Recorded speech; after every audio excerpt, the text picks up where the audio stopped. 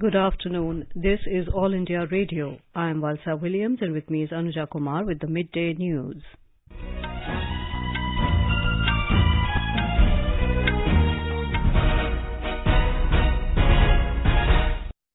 The headlines. Prime Minister Narendra Modi to visit Haryana and Punjab tomorrow to dedicate important health facilities to the nation.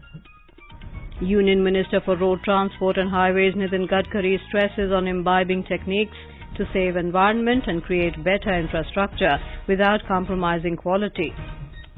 Civil Aviation Minister Jyotiraditya Scindia says civil aviation sector in the country is witnessing the paradigm revolution in terms of numbers of airports and fleet of aircraft.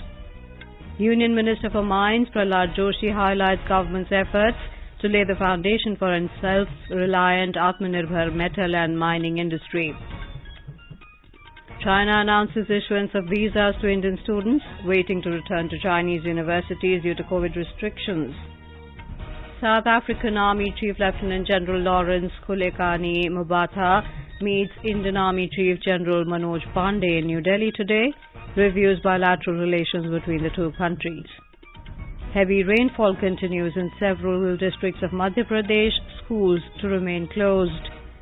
U.S. top infectious disease official Dr. Anthony Fauci announces to step down from his post in December this year. In badminton, Saina Nehwal registers a winning start at BWF Championships 2022. Prime Minister Narendra Modi will visit Haryana and Punjab tomorrow, where he will inaugurate and dedicate two important health initiatives to the nation.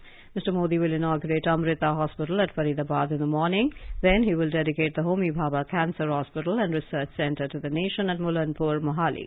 Amrita Hospital is a super speciality hospital which will be equipped with 2,600 beds.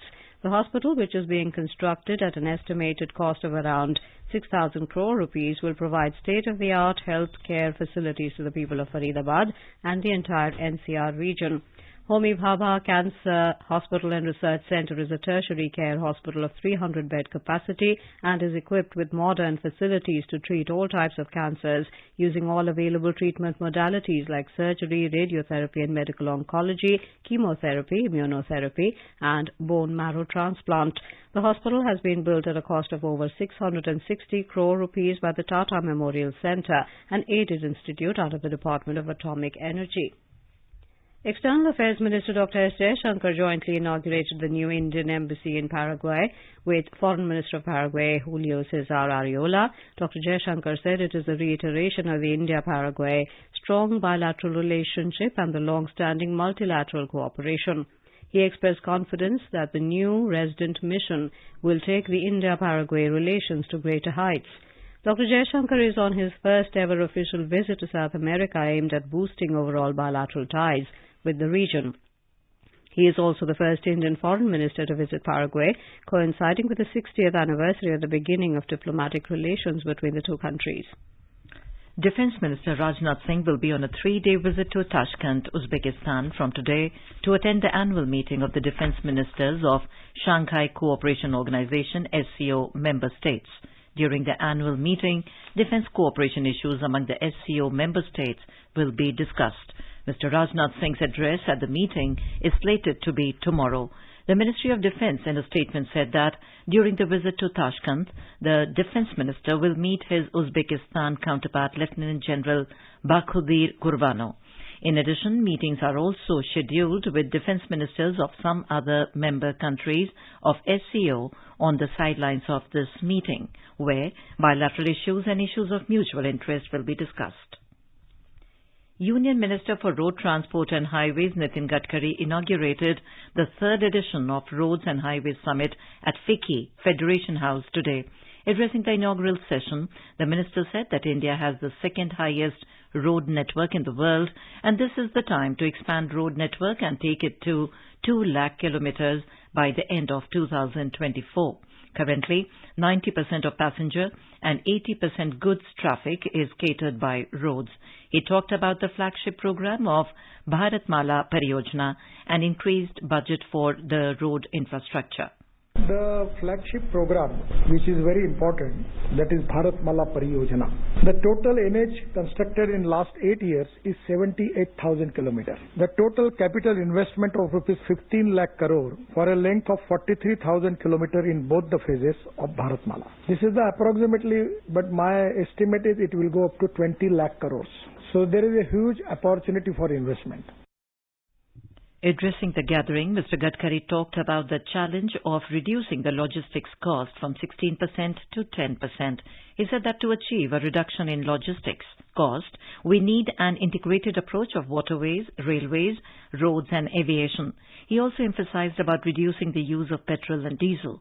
He stressed upon the use of LNG and ethanol, methanol, hydrogen as alternatives to petrol and diesel as they are cost effective.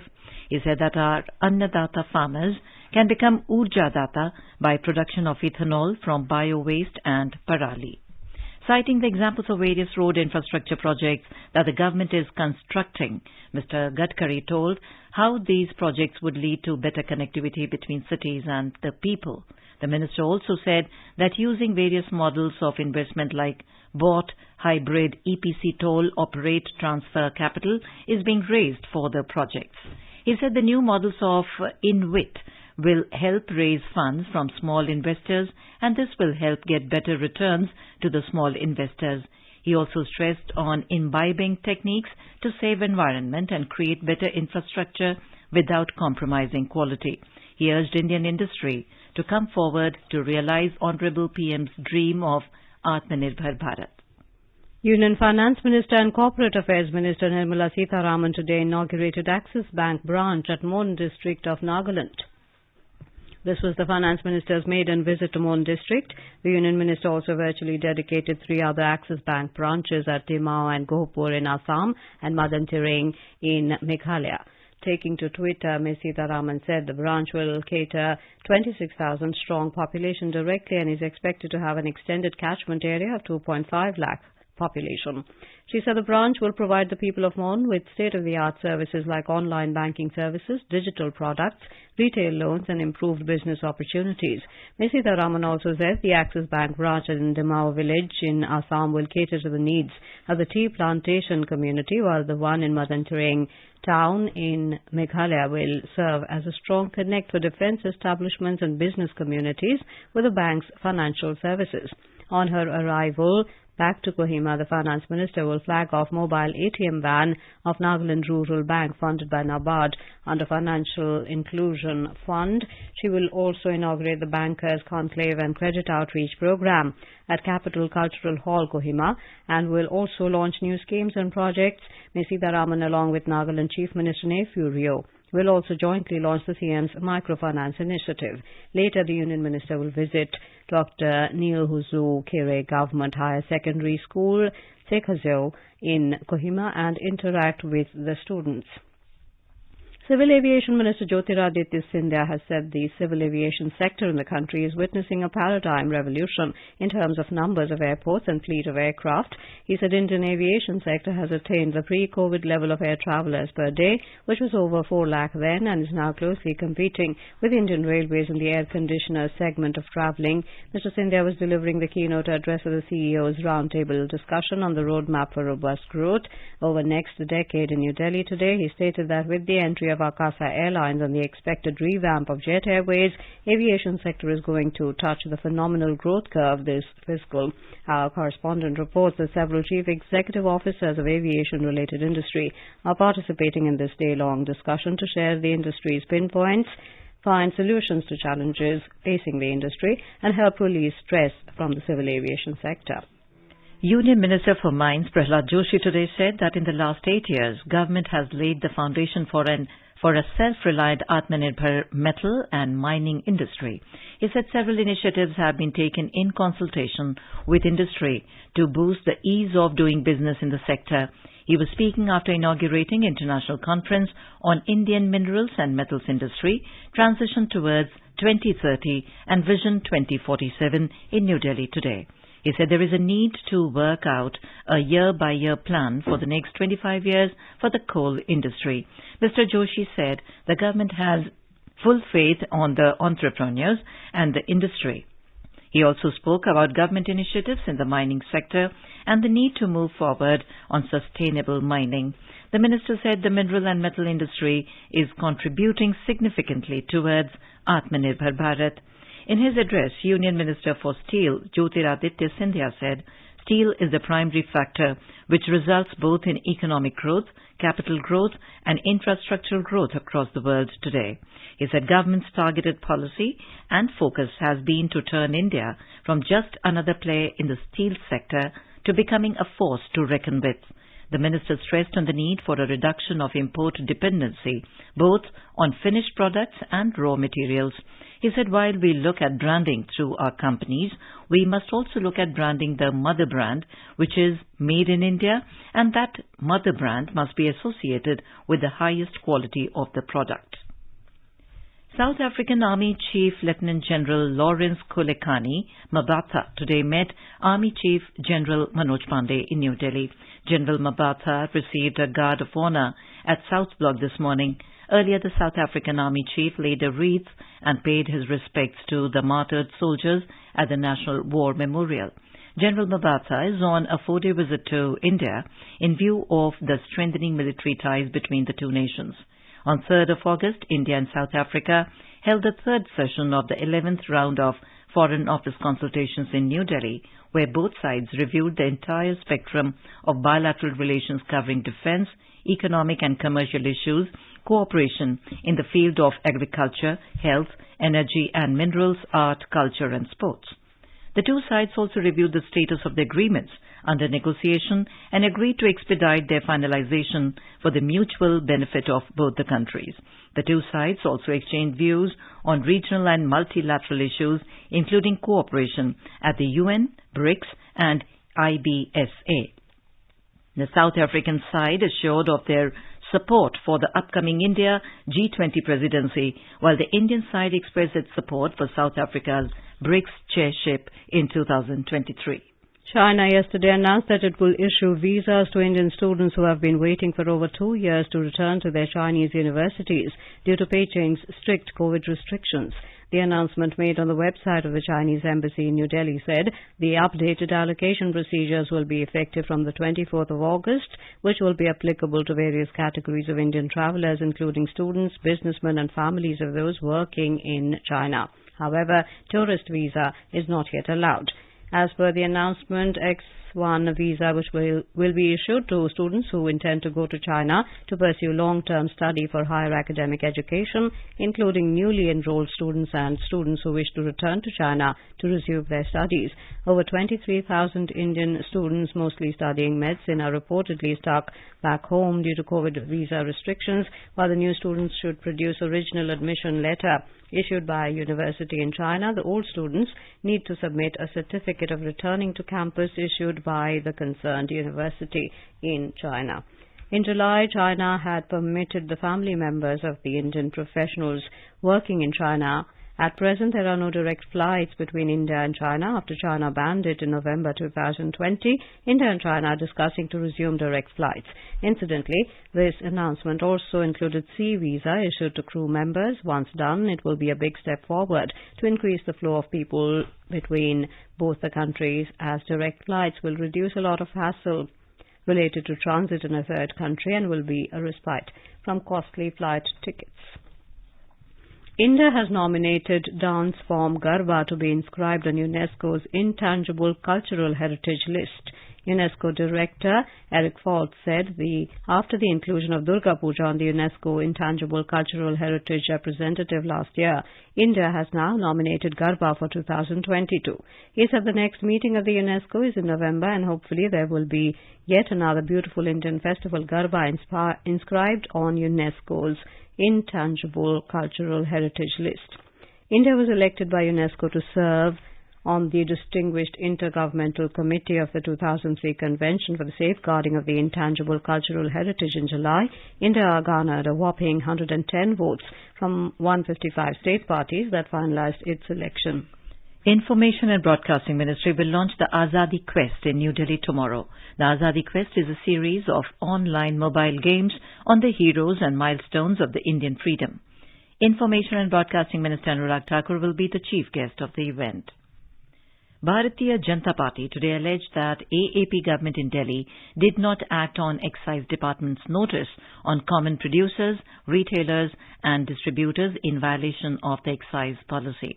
Addressing the media in Delhi, party spokesman Sudhanshu Trivedi said the excise policy stated that producer, retailer and distributor should not be common.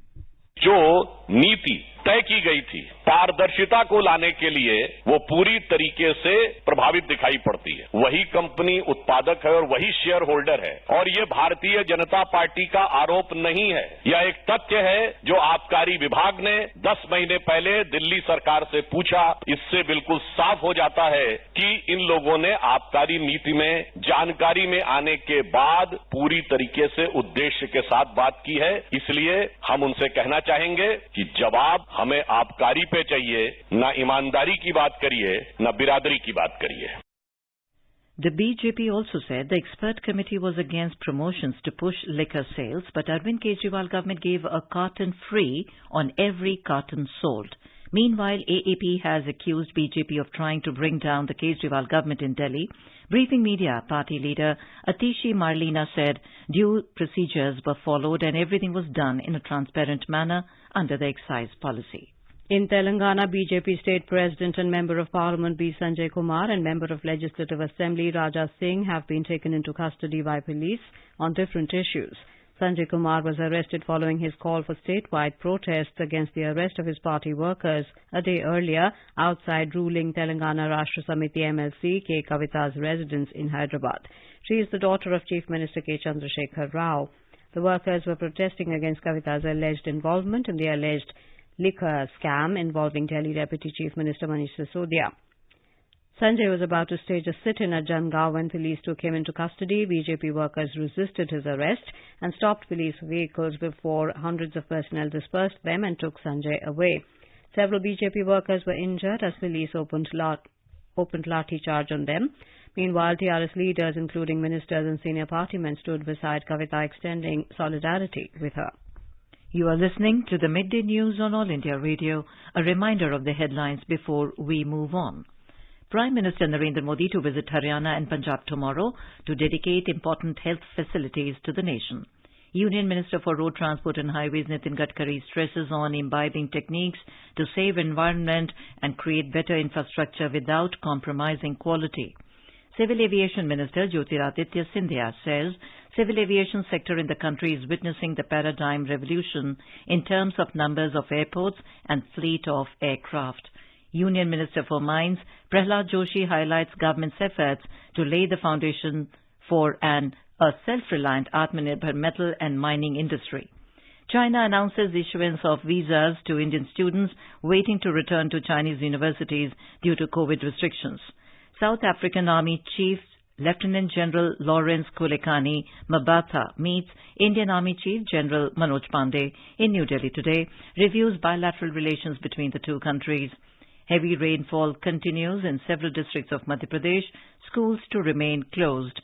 U.S. top infectious disease official Dr. Anthony Fauci announces to step down from his post in December this year. And in badminton, Saina Nehwal registers a winning start at BWF Championships 2022. For quick news updates round the clock, follow us on our Twitter handle @AIR News Alerts. मुट्ठी भर अंग्रेज और हमारे विशाल देश पर राज करने का स्वप्न देख रहे हैं, पर हम इनके स्वप्न को चकनाचूर कर देंगे। निकल पड़े स्वाधीनता के पथ भाले, स्वतंत्रता संग्राम की सुनी अनसुनी कहानियों के साथ स्वराज हर रविवार रात 9 बजे डीडी नेशनल पर।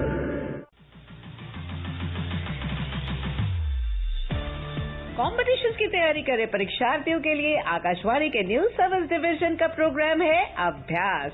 इस बार का विषय है एंथ्रोपोलॉजी और आप अपने सवाल इस विषय पर हमें व्हाट्सएप कर सकते हैं 9289094044 पर या फिर ईमेल भी कर सकते हैं abhyas.airnews@gmail.com पर। इसका जवाब आपको मिलेगा शनिवार रात 9:30 बजे FM गोल्ड 100.1 मेगाहर्ट्ज पर। आपके सवाल का हम करेंगे इंतजार 24 अगस्त तक। आपका अभ्यास, हमारा प्रयास।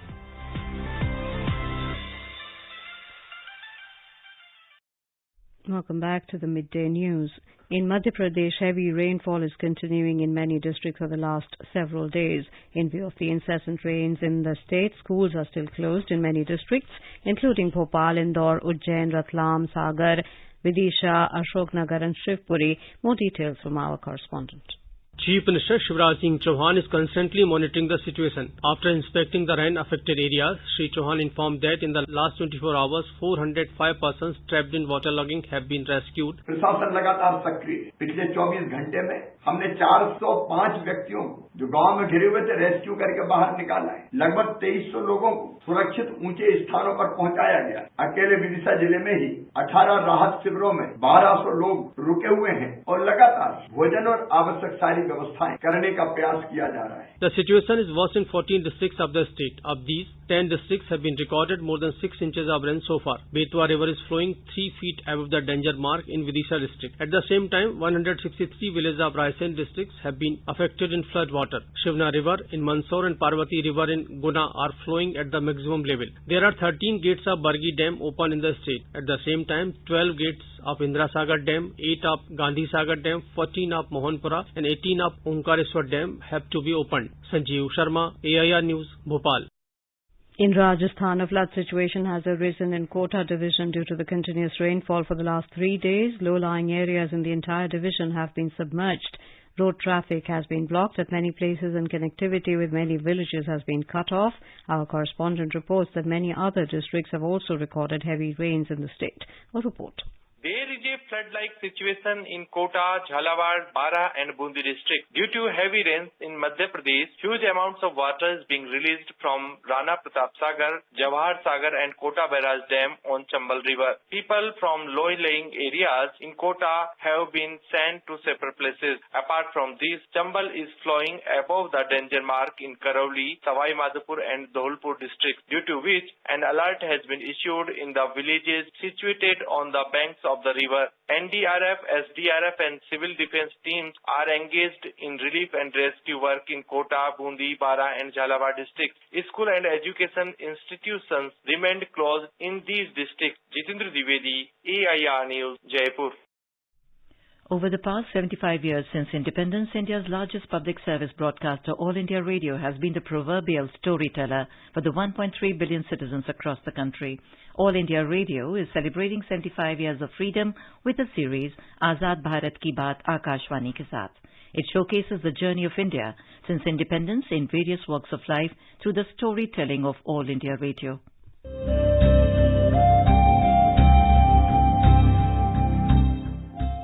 आजाद भारत की बात आकाशवाणी के साथ, reliving the journey of India since independence over the last 75 years with All India Radio. From 15th August, the series is being broadcast on All India Radio, 100.1 FM Gold Channel, primetime news bulletins and across all its platforms. Tune in to stay updated with All India Radio.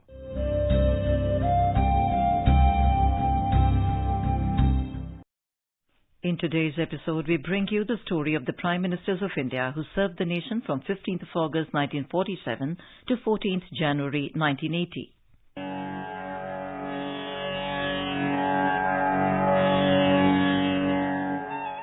The Prime Minister is the executive head of the Government of India. Since 1947, India has had 15 Prime Ministers. Jawaharlal Nehru was the first Prime Minister. He served from 15th of August 1947 till 27th of May 1964. I, Jawaharlal Nehru, do solemnly affirm that in the office of Minister I will bear true faith and allegiance to the Constitution of India as by law established, and that I will do right to all manner of people after the laws and usages of India without fear or favour, affection or ill will. Lal Bahadur Shastri was the Prime Minister from 9th of June 1964 to 11th January 1966. ये जो स्वराज्य आया है उसे हम मजबूती से अपने पास रखेंगे ताकि कोई दूसरा हमारी तरफ टेढ़ी नजर भी उठाकर देखे तो हम उसका पूरी तरह से मुकाबला कर सकें। मैं आप आपसे कहूंगा कि दो नारे आज लगें, एक तो जय जवान का और दूसरा जय किसान का। ये दो नारे मैं समझता हूं कि आज हमारे देश के लिए जरूरी है, एक जय जवान और एक जय किसान, और फिर उसी से सारे देश का एक जय हिंद का नारा लगता है। Gulzari Lal Nanda was the acting Prime Minister from 27th of May 1964 to 9th of June 1964 and again from 11 January 1966 to 24th January 1966. Indira Gandhi was the Prime Minister from 24th January 1966 to 24th March 1977 and again from 14th January 1980 to 31st October 1984. I, Indira Gandhi, do solemnly affirm that I will bear true faith and allegiance to the Constitution of India as by law established, that I will uphold the sovereignty and integrity of India, that I will faithfully and conscientiously discharge my duties as a Minister for the Union, and that I will do right to all manner of people in accordance with the Constitution and the law, without fear or favour, affection or ill will. Morarji Desai was sworn in as the Prime Minister on 24th of March 1977 and continued till 28th of July 1979. तभी ही हमने वादा किया था कि ये संगठन चुनाव के बाद जल्दी ही हम बना देंगे और जनता के सामने हम पेश करेंगे। वो वादा हम एक महीने में ही पूरा कर सके हैं। Charan Singh held the post from 28th of July 1979 to 14th January 1980. हमारा विश्वास यह है कि महात्मा जी की शिक्षा पर चल रही देश में, इस अंतर्राष्ट्रीय जगत में, इंटरनेशनल वर्ल्ड में, इस दुनिया में शांति कायम हो सकती है और लोगों को सुख मिल। आज नहीं कल नहीं परसों दुनिया इसी नतीजे पर पहुंचेगी।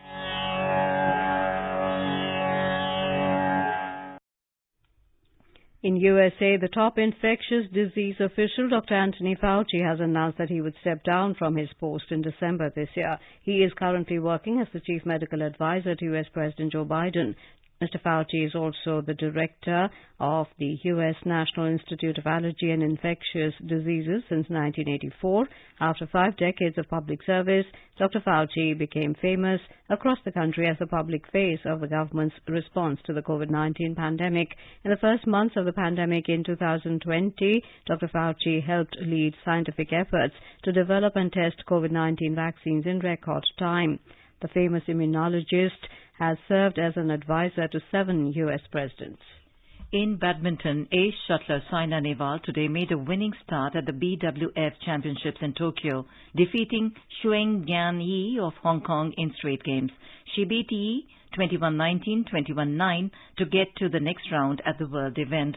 Indian duo of Shikha Gautam and Aditi Bhatt defeated M. Corsini and Jay Meyer, while another pair of Gayatri Gopichand and Teresa Jolly beat Lau Yin Yuan and V. Xiao to progress in the women's doubles. Earlier, Indian shuttlers Lakshya Sen, Kidambi Shrikant and H.S. Pranoy have progressed to the men's singles second round of the tournament. And now, before we end the bulletin, the headlines once again. Prime Minister Narendra Modi to visit Haryana and Punjab tomorrow to dedicate important health facilities to the nation. Union Minister for Road Transport and Highways Nitin Gadkari stresses on imbibing techniques to save environment and create better infrastructure without compromising quality. Civil Aviation Minister Jyotiraditya Scindia says civil aviation sector in the country is witnessing a paradigm revolution in terms of numbers of airports and fleet of aircraft. Union Minister for Mines Prahlad Joshi highlights government's efforts to lay the foundation for a self-reliant Atmanirbhar metal and mining industry. China announces issuance of visas to Indian students waiting to return to Chinese universities due to COVID restrictions. South African Army Chief Lieutenant General Lawrence Kulekani Mabata meets Indian Army Chief General Manoj Pandey in New Delhi, reviews bilateral relations between the two countries. Heavy rainfall continues in several districts of Madhya Pradesh, schools to remain closed. U.S. top infectious disease official Dr. Anthony Fauci announces to step down from his post in December this year. And in badminton, Saina Nehwal registers a winning start at BWF Championships 2022. And with that, we end the midday news.